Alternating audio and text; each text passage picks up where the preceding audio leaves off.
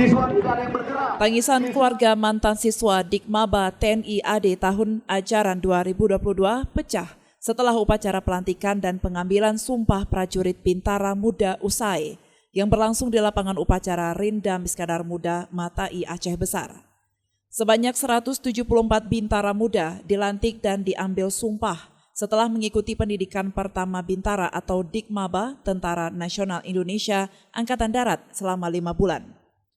Tangis keluarga Bintara Muda yang ikut menyaksikan upacara penutupan Dikmaba pun pecah saat bertemu dengan anak-anaknya. Seperti diungkapkan oleh keluarga Bintara Muda, Frankie Brutu, asal Aceh Tenggara ini.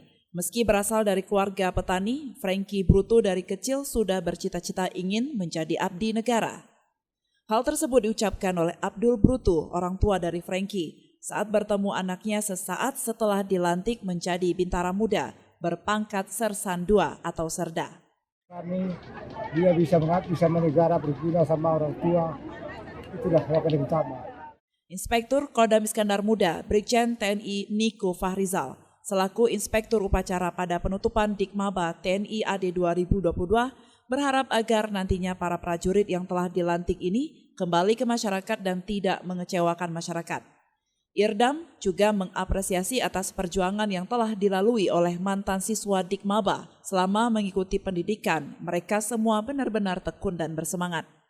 Di usia sangat dini dan mereka betul-betul menyiapkan dirinya sehingga saat latihan saya dapat laporan tidak ada yang sakit, tidak ada yang lari, apalagi sampai yang saat itu meninggal dan sebagainya. Kita lihat semangatnya mereka dan mereka betul-betul yang terpilih secara baik.